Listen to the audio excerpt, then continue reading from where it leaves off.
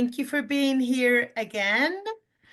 Happy to have you on our third live session of this Entrepreneurship for All SME Academy that we have prepared with much love and much enthusiasm to be able to share with you a little bit about networking and how networking it's important for our personal growth, for our business growth, and for our entrepreneurial journey.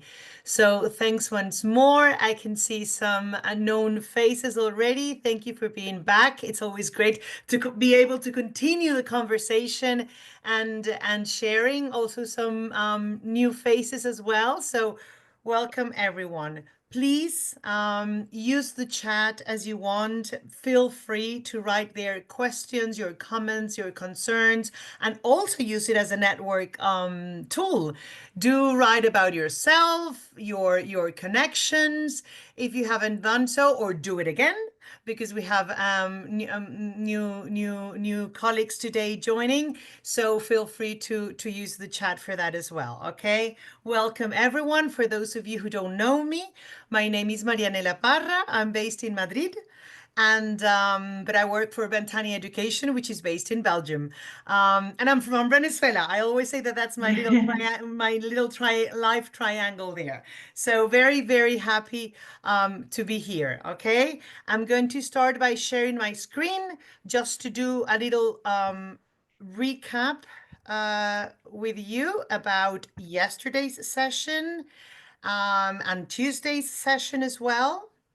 Let me just go to slideshow very quickly. Thank you.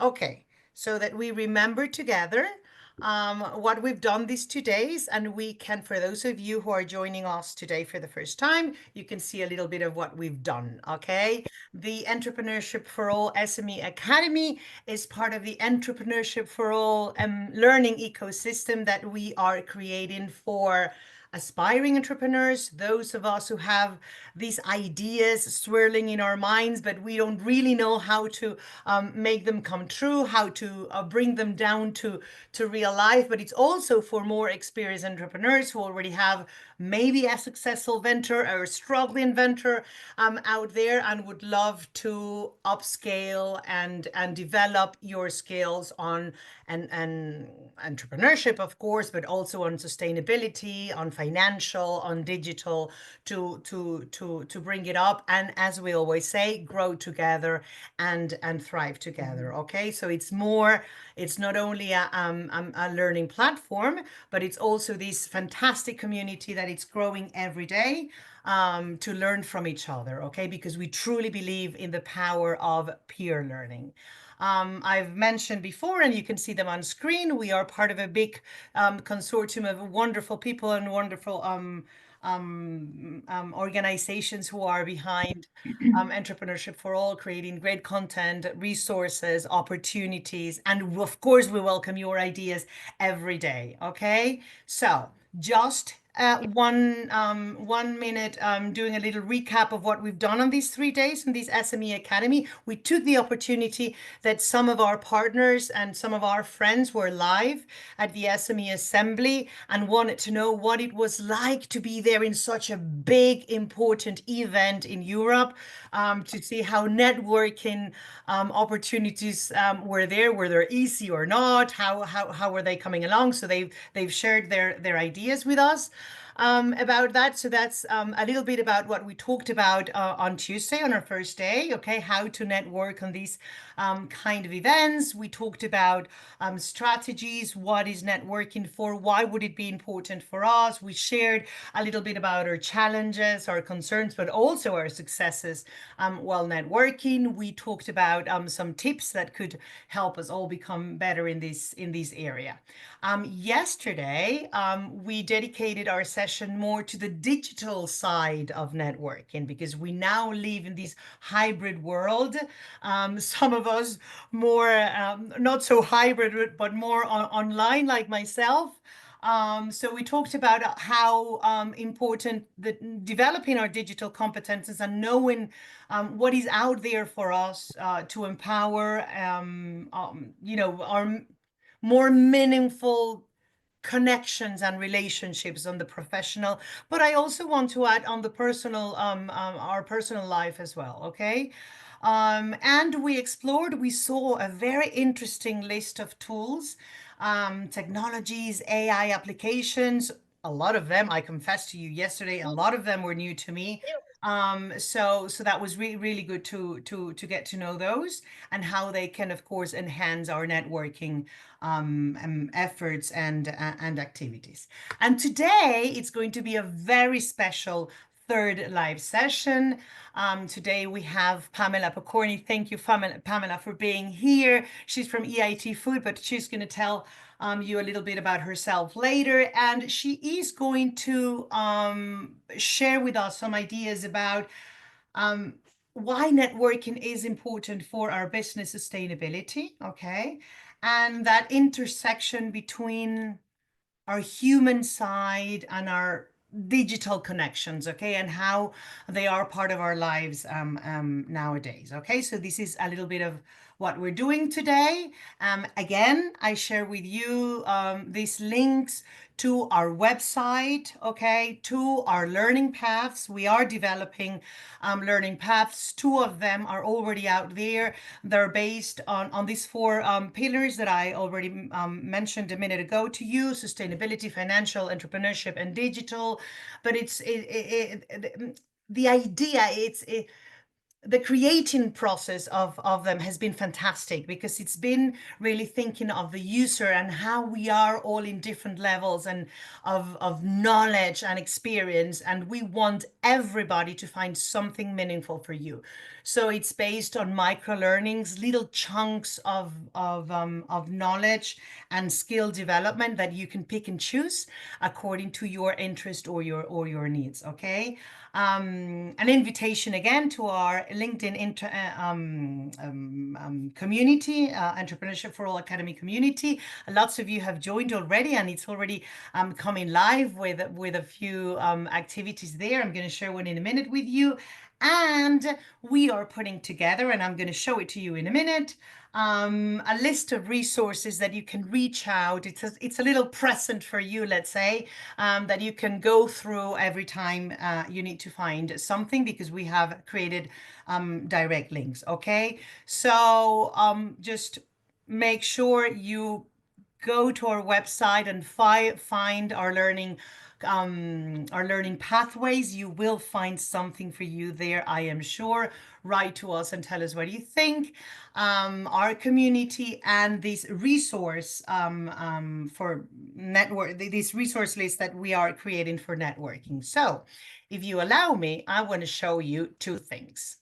Number one, this list. I don't know if you've had the opportunity to take a look at it already, but we are filling this every day. We are it is growing. Okay, so what we did is that from session number one, okay, those resources, those links, those interesting things that we talked about and we discovered together, they are here for you. Okay, just a click away. Okay, it's just okay, sorry, clicked on the wrong one now. So it's all here. And now from yesterday, we also added a long list of very interesting tools, AI powered tools, etc., that we talked about that could help us in our networking efforts. Okay, and after today, of course, we are going to do the same for the ones that we discover together.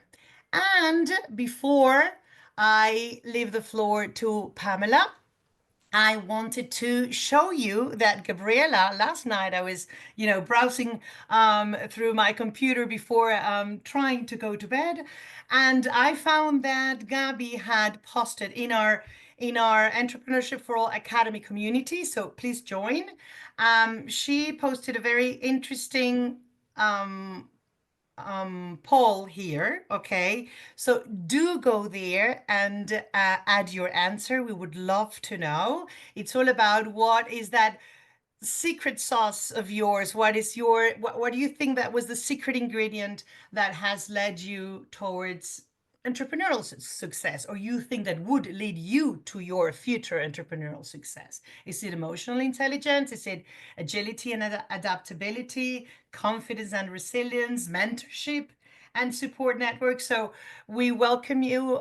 We would love you to go there and answer and use this space for sharing your thoughts and present yourself. Kelly is here again. Hello, Kelly. Great to see you here. She already introduced herself in the community as well, which I think is fantastic because it can lead to new connections. Okay, so I'm going to stop sharing my screen right now. Thank you for being here again. And Pamela, the floor is all yours. Thank you for preparing a good session for us today. Thanks, Marianella. Hi, everyone. I met a few of you in our breakout rooms, but I'm going to go ahead and introduce myself for just a second.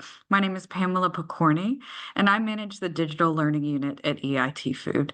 We are very happy to be a partner on the Entrepreneurship4All project because one of the things we really believe in with the digital learning unit at EIT Food is accessible and inclusive learning for all. And when you think about how Entrepreneurship4All has presented this personalized and individualized journey for people to learn at their level with their needs. And it includes all different aspects and modes of learning, including these live sessions that we're in now.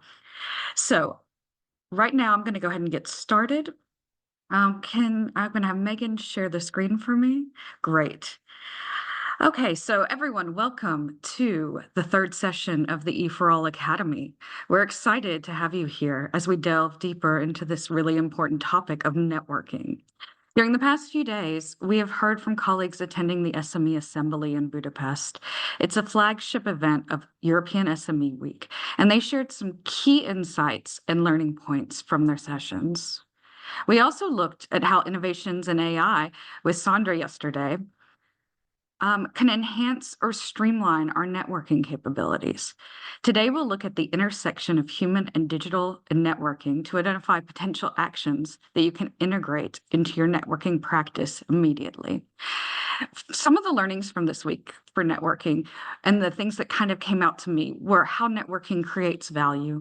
It provides opportunities for collaborations, and it can be enhanced by AI and digital tools. One of the things we're going to do today is think about different stakeholders that we're trying to connect with and how we need to personalize and individualize our networking strategies for those particular stakeholders. But first, we really want to get your thoughts on the learnings from the past few days. We have a question, a Padlet. One of the sort of feedbacks that I saw passively from the past few days was that Miro is sometimes a little bit difficult to use. So we're going to try a Padlet today. It's much easier to be a little bit more interactive. And we want to know the one strategy, just the one that stuck out in your mind that maybe you thought about when you were going to bed at night or walking your dog or taking your kids to school or just sitting there. Which one has been the most helpful in your practice? So the link is also shared in the chat. If you have problems accessing the Padlet, can you please let us know in the chat?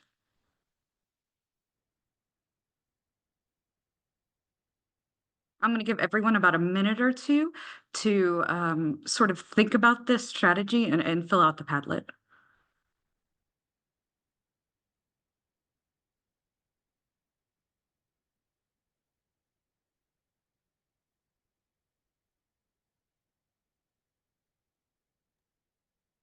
If you don't know how to add your answers, please let us know. We can share screen and guide you through. Okay. Some thoughts are already coming to screen, so great. Okay, and I'm going to start sharing my screen while people are populating the Padlet so we can see on the screen what everyone else is sharing with us.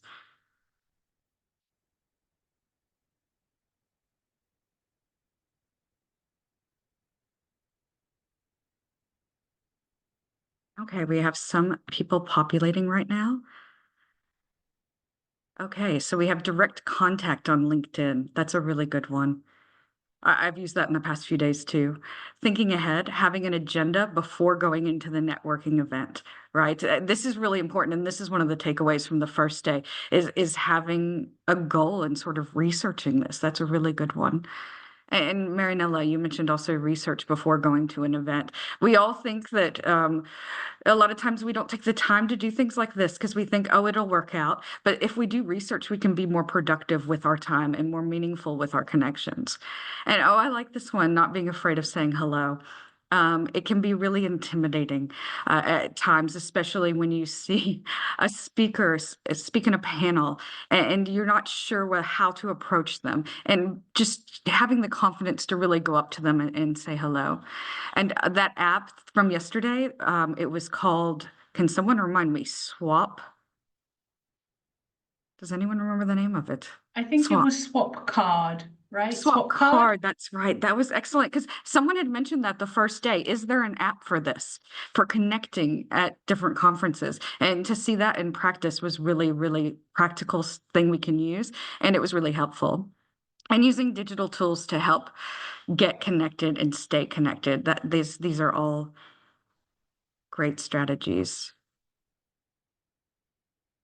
Right. And thinking about how listening to people and not making assumptions from their online profiles. I really like that one because a lot of times, people are concise on their online profiles or we think we know them based on something, but then they can have sort of a deeper story, right? So really individualizing those relationships and networking, providing value to others, that's really important. If you're not providing not everything has to be a completely reciprocal relationship and sort of, when you have to give something and someone else has to give back. But value can also be in mentoring someone else or helping someone else or providing input. And that sort of value can be those sort of things can be valuable to a person too, without creating a business proposition.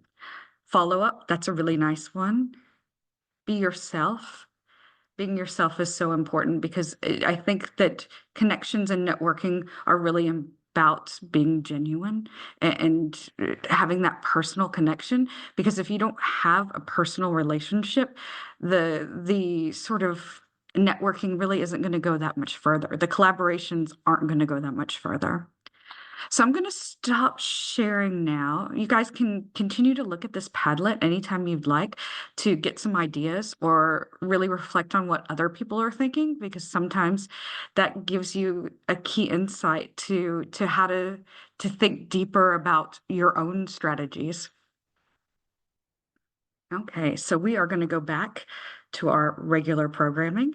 Can you share our screen again, Megan? Great. There we go. Thank you. So we really appreciate you being here and participating. One of the things about live sessions is this isn't passive learning. This is active learning. And we want everyone to feel included, feel comfortable contributing, and really learn something and take away practical advice, skills, or actions that they can use in their practice. So one of the things we're going to do today is we're going to go into a group activity, and it's designed to help you think critically about networking challenges and opportunities.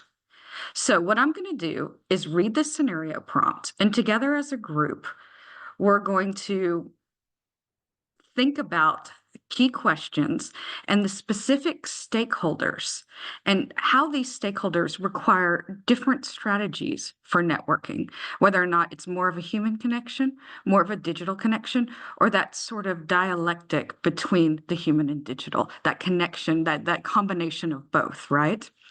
So I'm going to read the scenario right now, and then we're going to read the guiding questions. And then together, we're going to think about these stakeholders and really how we could solve this problem. And then after that, we're going to think about how it relates to our practice. So I'm going to start with the scenario, and I'm going to read it out loud, and feel free to follow along on the page. Some people are auditory learners and some people are visual learners. And sometimes it helps to have both to really help you understand what we're going to do. So this scenario, imagine you are the founder of a tech startup focused on sustainable consumer goods. You are passionate about the mission and you have built a solid product, but you are struggling to connect with key stakeholders, particularly investors, strategic partners, and potential mentors who could help guide your growth. Can we go to the next slide? So you have attended a few networking events and you've used LinkedIn, but the connections have not led to meaningful relationships or strategic partnerships that you were hoping for.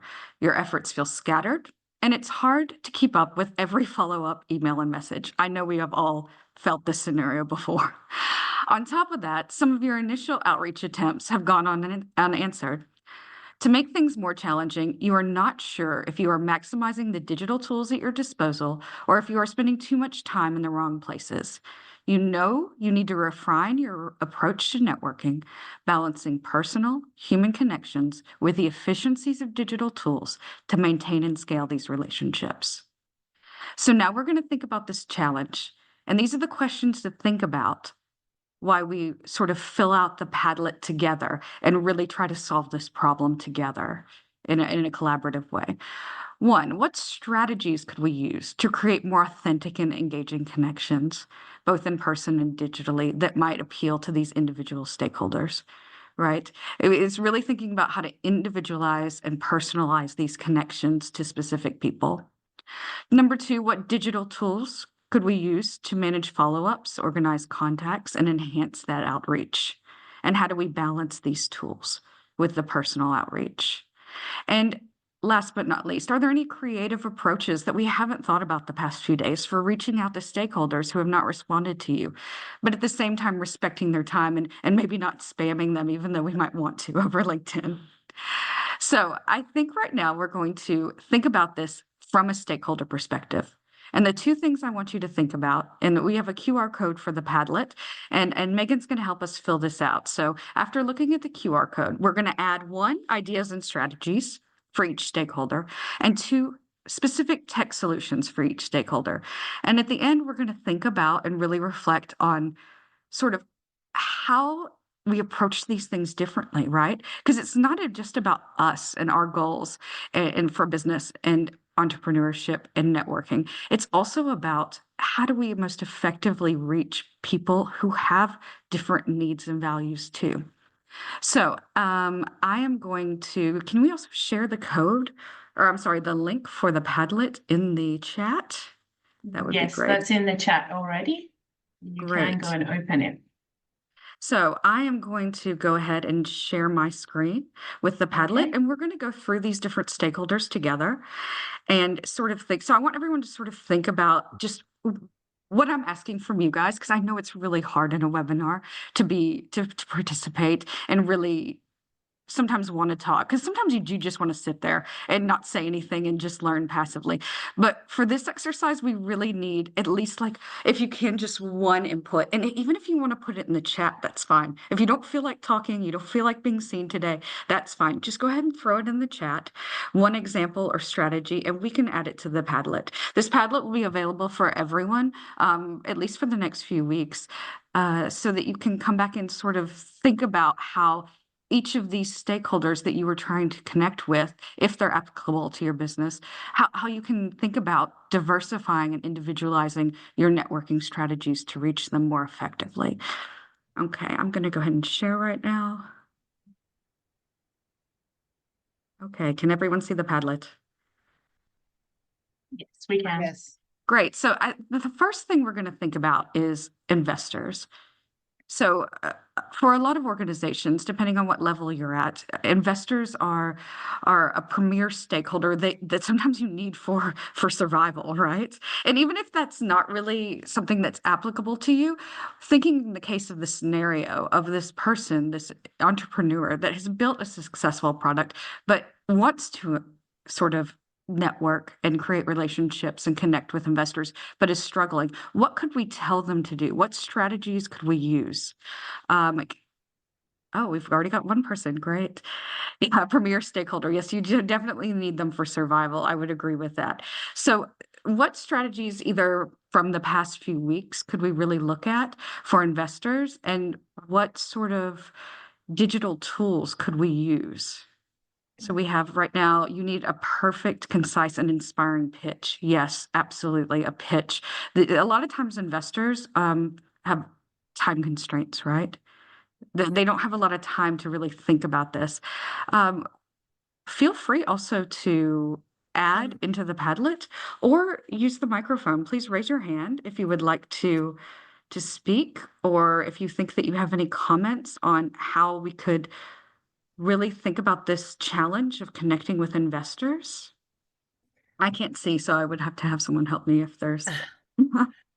Pamela, if I may jump in, I I don't know if this would work only for investors. I think if this would work for any stakeholders in general. Um, I, One of the things is that when we meet someone, we can't forget about getting to know something, let's call it personal, like to get to know it. You know, you have to demonstrate interest in the other person as well, like maybe find something in common you both like, jogging or dogs or whatever, right? So that might create like a special link for the future. And when you do that, and of course, get to know interest in their own field, what they do, etc., etc. So when you feel you need to reconnect with this person because you want to make contact again, something that you can do instead of writing a letter, which some of us find harder to write. What do I write in this message? What do I do? Maybe share something. For example, you've read some news that could be interesting to this person, or a blog, or a podcast, or a resource that you found, or a video or something. And it's like you're sharing this something with this person that you know this person would be interested in. So that might be like a strategy to reconnect, and then, you know, by saying, oh yeah, you know, what do you think about this? I found this whatever person criticizing Bill Gates for this and that. You know, well, what are you? I would love to know your thoughts on this because I'm confused. So something like that, you know, to share something instead of just writing a letter, reconnecting and telling about yourself, etc. Yeah, I think that's a great idea. If anyone has any comments on Marianella's strategy about sharing a anecdote, news story, you know, ex post, anything like that, that might even be controversial or getting someone thinking, but relates to them in a personal way and what they're doing. Feel free to comment. I also noticed, and please raise your hand, and we'll have someone or someone let me know if there's someone that wants to speak. But I noticed that under the networking strategies for investors on the Padlet, someone mentioned something about stories about impact.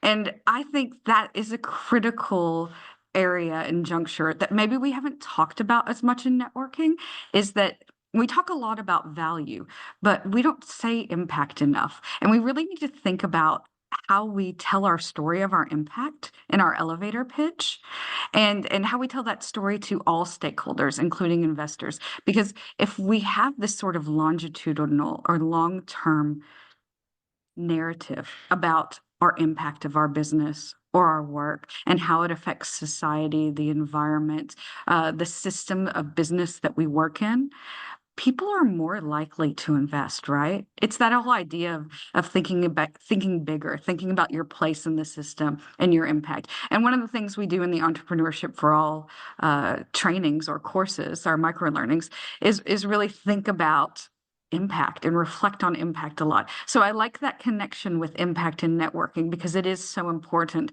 when we start thinking about how we personalize our story, right? And the story of our business when relating to investors, and especially if we want someone to invest in us, either personally or financially. Does anyone else want to speak about this? If not, I'm more than happy to continue discussing the posts.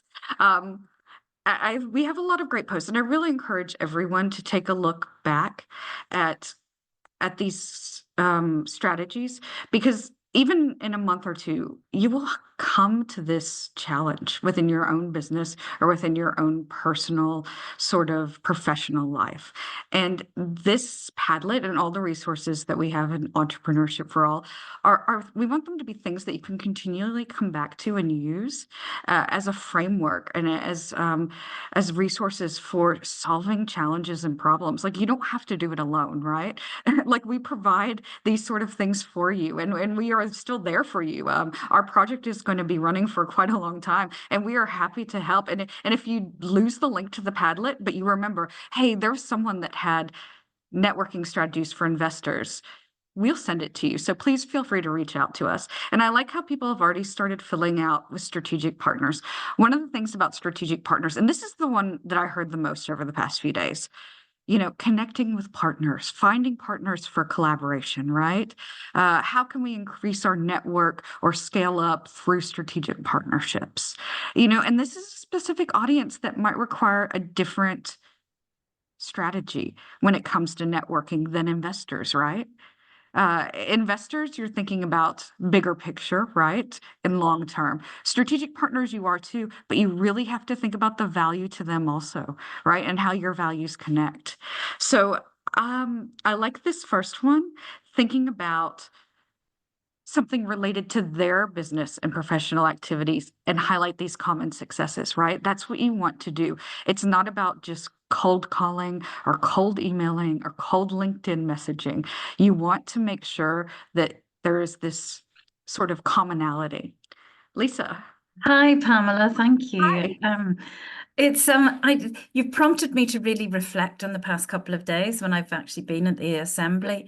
I thought I just wanted to add to and comment on what you were saying about impact, the importance for investors, and how you've connected that then to think about what drives and what are the values of potential partners.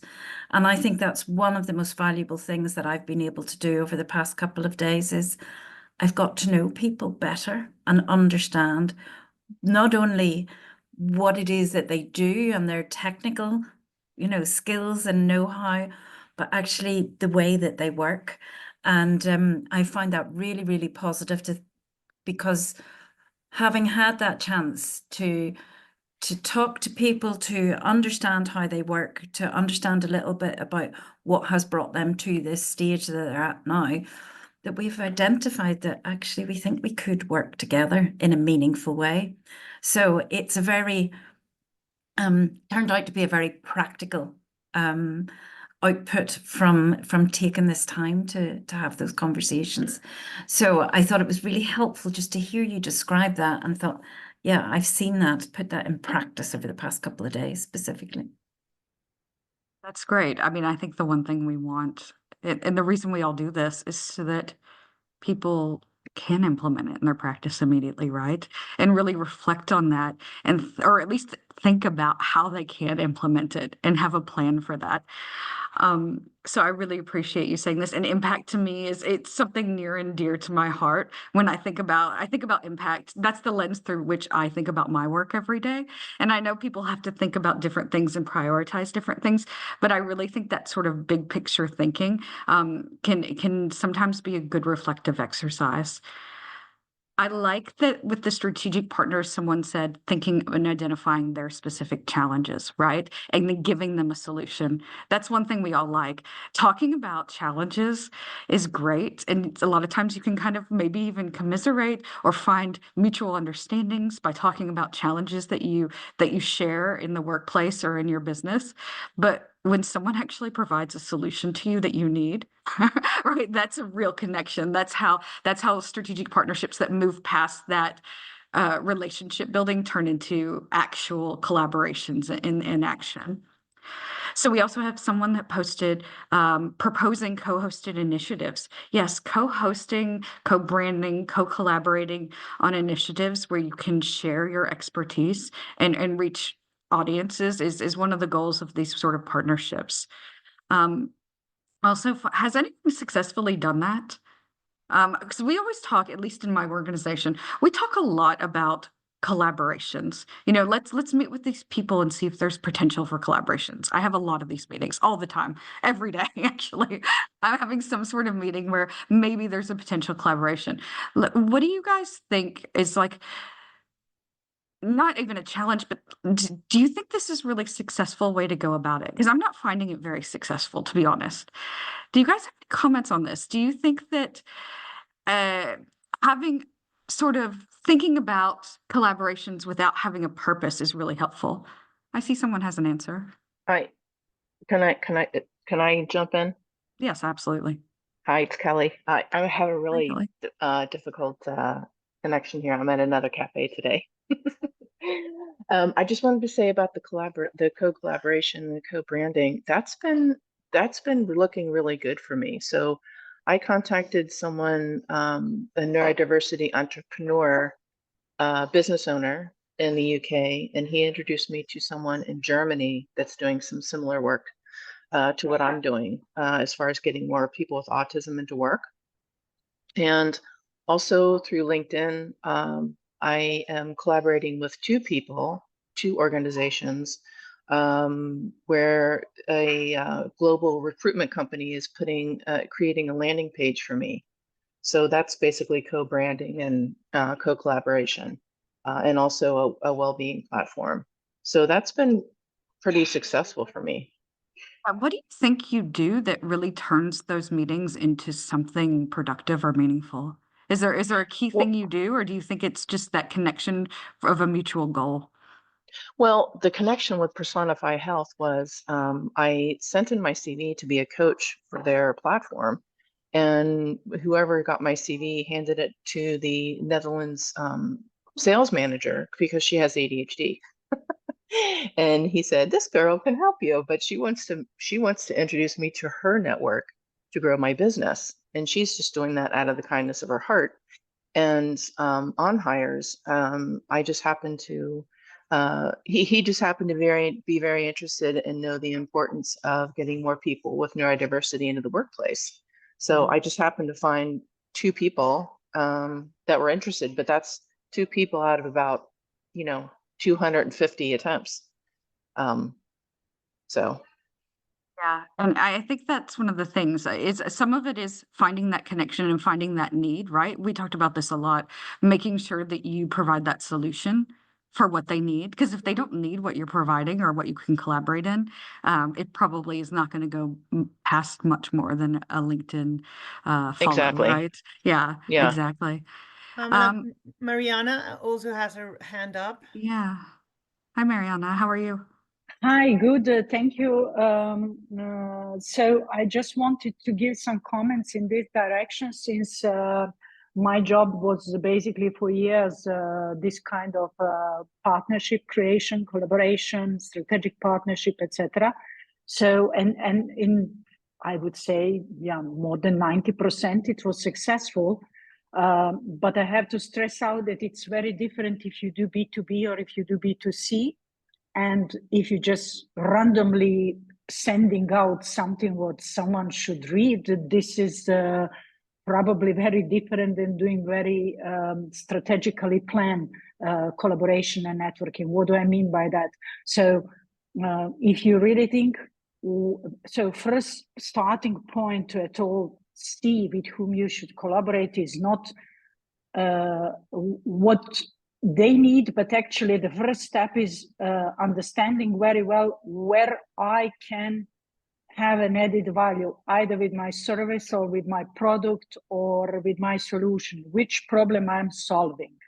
Then second step is who needs that solution, who could have that problem.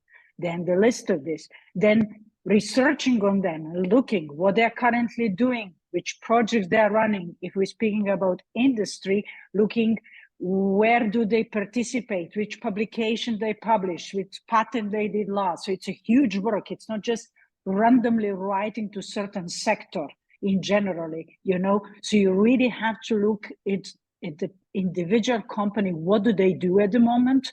And what they are on the way to do, and to think which problem they could have, and then to address exactly those things.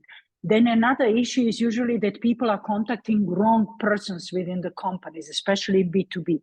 So for example, if you have some product which could be a part of, I don't know, the next generation of BMW, and you think it's wonderful, but you contact the marketing guy, of course, he will give you negative answer, or he's not going to be interested in that because he doesn't understand what an R&D needs. So you really need then to contact, for example, R&D. Or so you have to think very carefully who you should contact within the company, especially in the larger companies, in order that that person actually hear you and to understand what is the value of the offer which you have. And you have to be to the point, very strict, very precise with your added value, because people don't have time. If you send the roman of one page, who has time to read that? Maybe somewhere is hidden one great sentence, but nobody will actually go through that.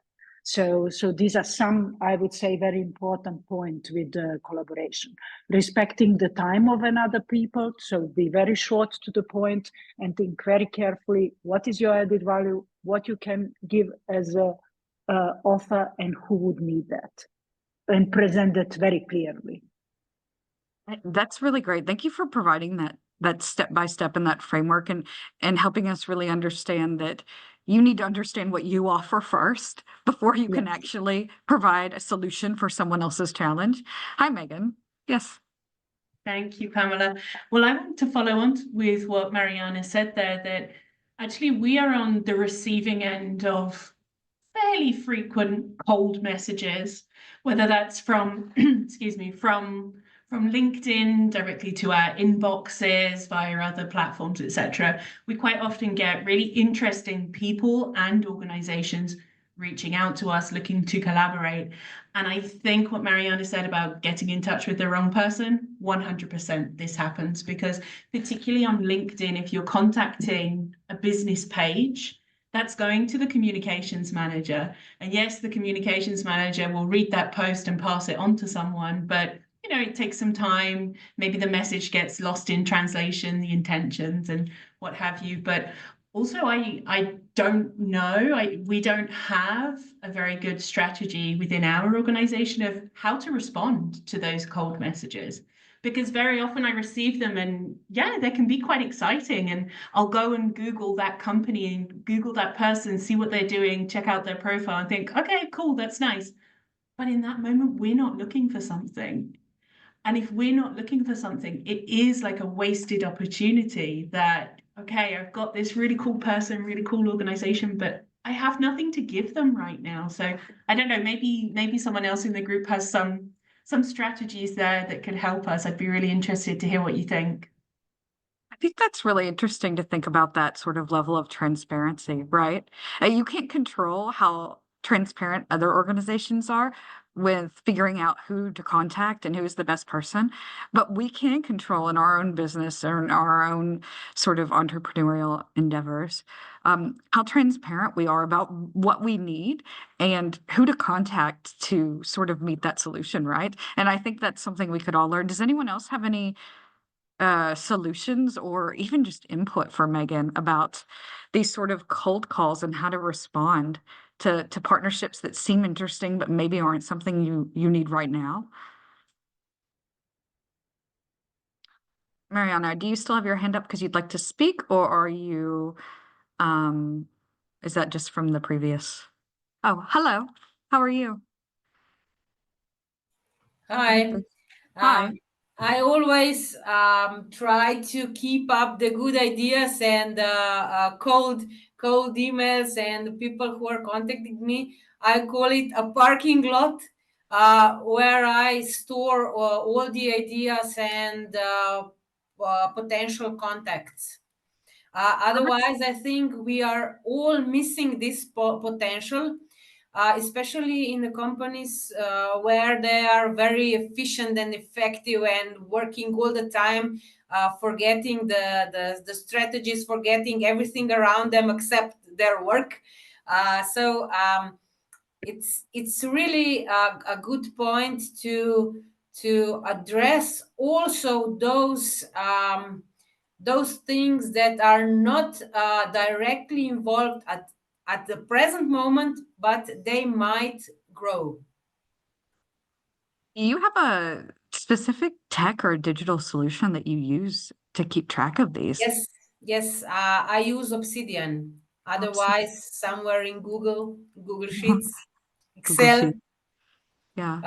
Otherwise, yes, I use Obsidian also with my research work. So That's good. I always say in my organization, because I also am responsible for ed tech and these sort of tech solutions within my department, is find one or two solutions that works for you and get to know it really well and actually use it. Because there's no point in having solutions if no one's using them or no one's using them purposely or all the time, right? You have to be really proficient. So that's really great that you're finding a way to use Obsidian to sort of help you organize this.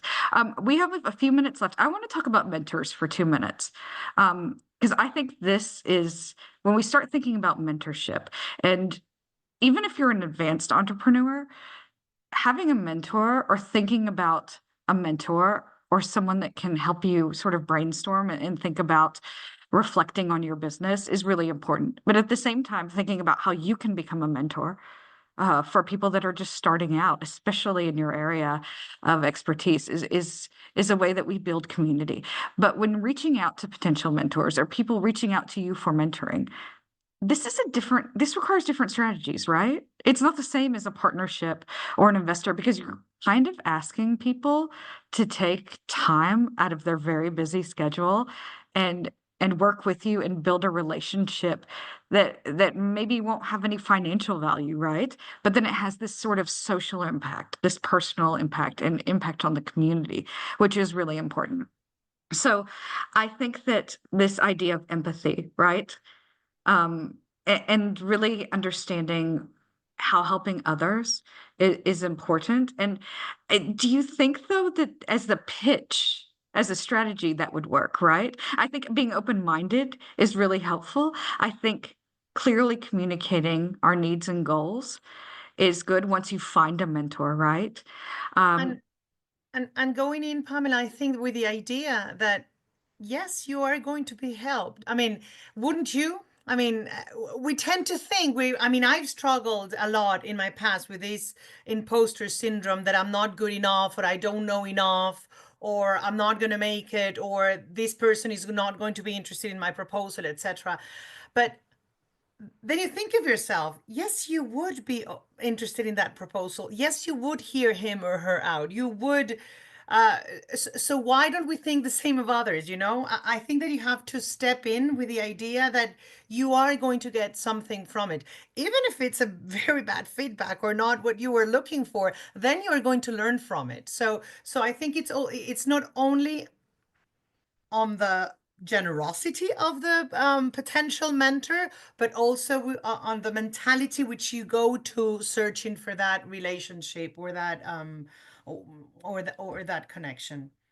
Yeah, and you mentioned a keyword there, I think feedback, right? Because it's not always about having an experienced person being a mentor to a very much less experienced person. Sometimes it's someone who is at the same level as you, but maybe in a different sector or has different expertise that can just give you feedback, right? Like honest and genuine feedback. I respect that so much from people.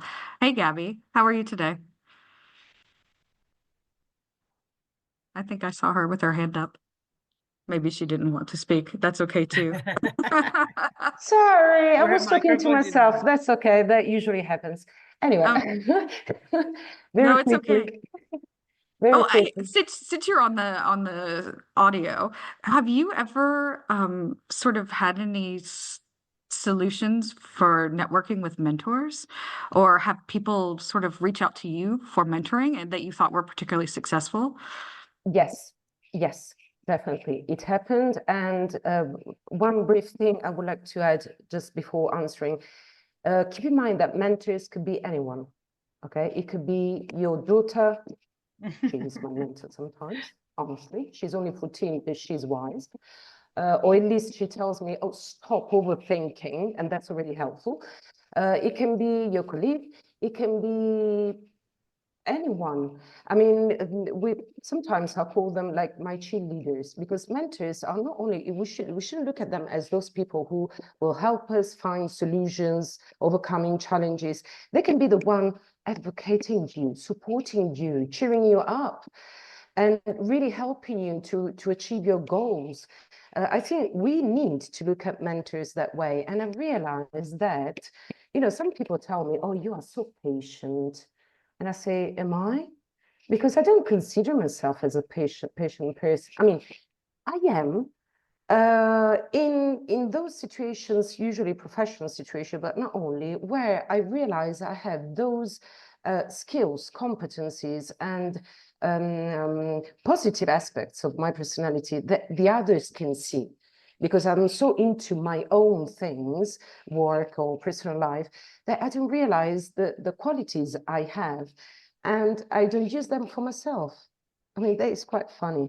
So yes, I've been helpful, especially I remember for one, I had a person participating, a female person participating in a quite old project many years ago, and she was an aspiring entrepreneur, and we did some mentoring sessions, and at the end, after 1 year, she recontacted me and she said, you've been so helpful. I started up my own business and now I have a B&B. And I was like, really?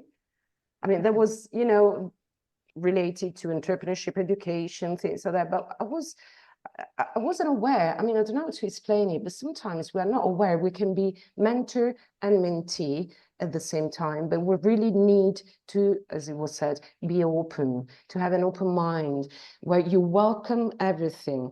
Also, critics, they are so helpful. Of course, if they are disruptive, they won't help. But if they are constructive, and sometimes we need to interpret them as such, then we can really grow. And we can help others grow, and becoming aware of that can really create that kind of co-creation, co-collaboration, wherever there is environment that you build up as it happens.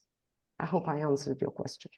Yeah, no, that's exactly right. And I think one of the things, especially in education and teaching, which is one of the things we are doing with Entrepreneurship4All, it's about learning, right? Training, upskilling, learning is not just in reflecting, but a lot of times one of the theories in education is you don't really learn a subject until you've taught it, right? Mm. Until you've actually gone to that point, right? So it's not just about doing, it's also about teaching and how that reflection helps you improve your own practice, If I right? may And add, I think just one keyword, sharing. For me, that is the keyword, sharing, because once you share, people are motivated to share back to you, and that's how you build something. I think Yes. Mariana is also waiting to share something. And I wanted to show you something afterwards that I found that I would love to share before we say goodbye. Okay, so I actually have two comments related to your statement, Marianella, last two statements. So just when we're already sharing opinion, just that you're aware that there are different angles. So, for example, I always had some mentors, and I was mentor to somebody. I have at the moment 3 even official mentors, you know, and I'm mentor to few people. But actually, if somebody would just spontaneously write me or contact me for mentorship, there is no way I wouldn't even read that message, you know, and not to mention that I wouldn't answer. I have no time. There is no way, do you understand? I just cannot afford that in my life to just read messages. And also cold emails in company. I was getting them 20 per day. If I would read, who knows what is inside, but if I would read all 20 of them and classify them and think what's useful, what's not, or potentially useful, then I cannot do my job at all. So then my life would consist of reading spontaneous emails, cold emails. So I don't do none of these things. It just doesn't work. And also this, what you propose, Marianella, as a strategy, for example, for follow-up, to say, what do you think about this and that? What actually is happening, sometimes I get such email and I stop communication with that person immediately.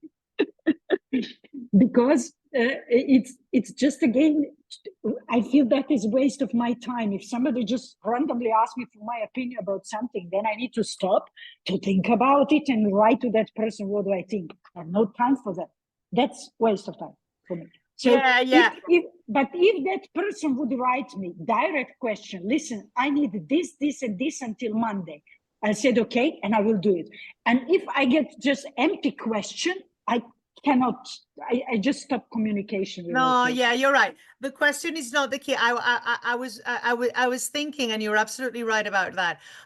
You know, you share interest by sharing something that you think that person might be interested in. It's a way to reconnect if you don't find it easy to speak about yourself. Just a strategy. But what I noticed, for example, if I talk to someone, couple of minutes, for example, it can be just 2 sentences. You immediately, actually, especially we as women, we immediately have, either we have connection, either it clicked or not. You know, either you like that person or you don't like. You see immediately, can you work with it or not?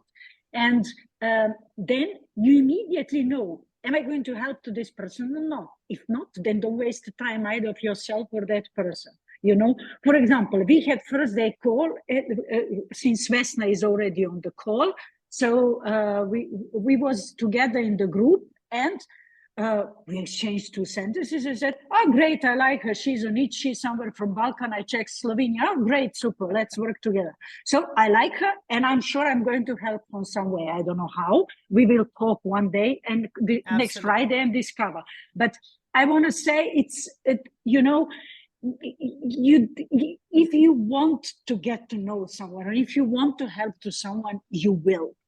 You don't need to reinvent some connection or whatever. And if something doesn't work, it doesn't work. You can put any effort you want. It's the same like with relations with men a little bit, you know. You can try as much as you want. If it doesn't work, it doesn't work, you know. So then don't waste your time. The same is with business relations, you know. It's either clicking or not. Yeah, and I think those are key points too, right? Like you basically summarized what we've been talking about, right? Having individualized strategies for networking, depending on who the person is, right? If the person doesn't have time, don't waste your time, right? Find a sort of these connections that work for both parties in networking, and really think about what tools you can use, digital tools, and kind of combine it with that human interaction to make it an effective networking opportunity for both parties. Yeah.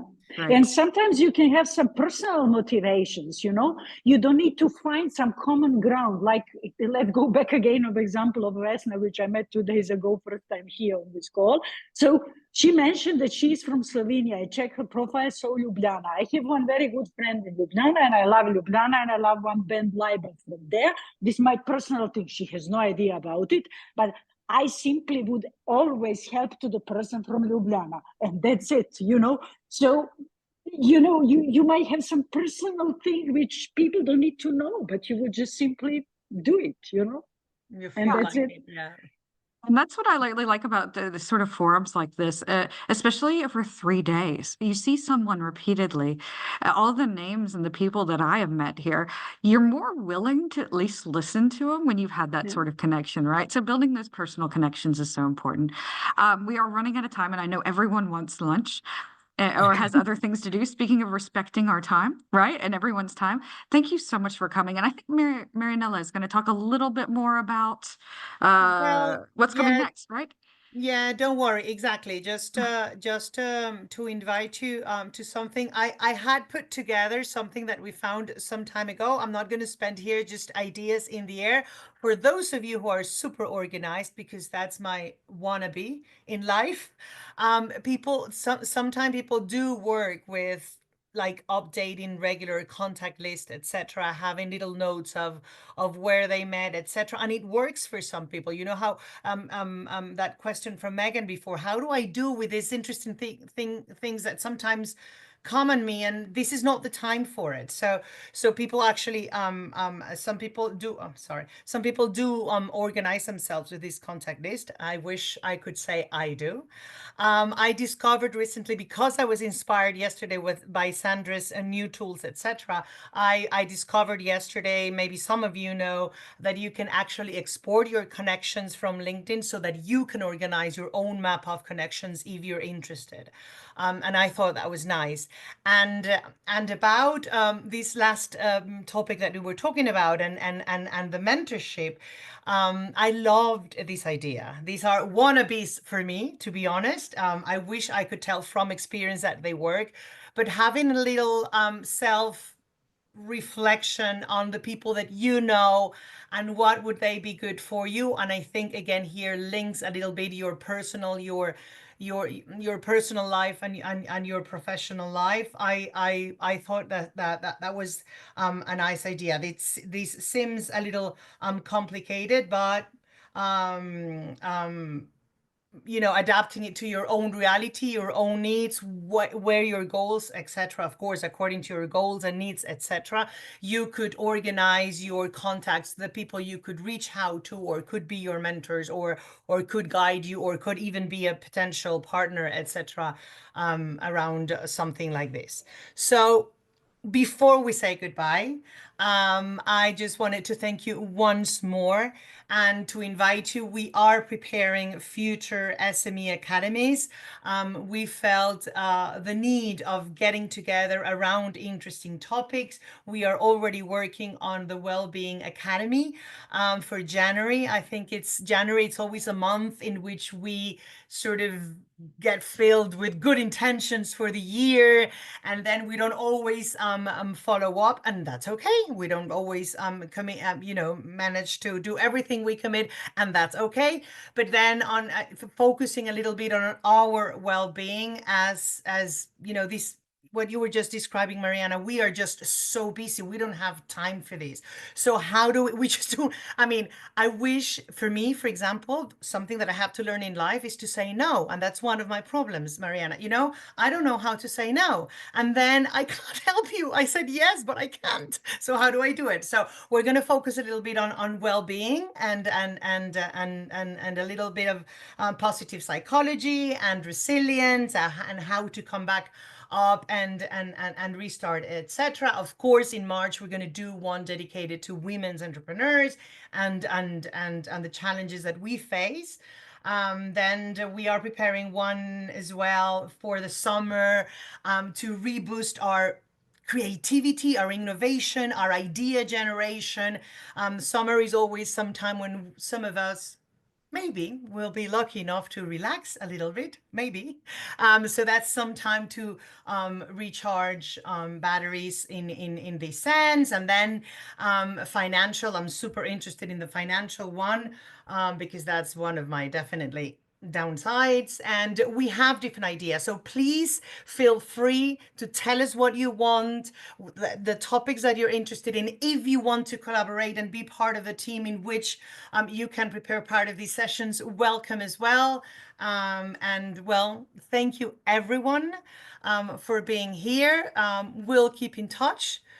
Do go to our website so that from there you can reach to our learning pathways and start looking for things there that could suit your needs, your interests, and tell us all about it. We are in constant development, in constant improvement. If there is one thing that we have in common, is that we all have to make it better. We all want to make it better.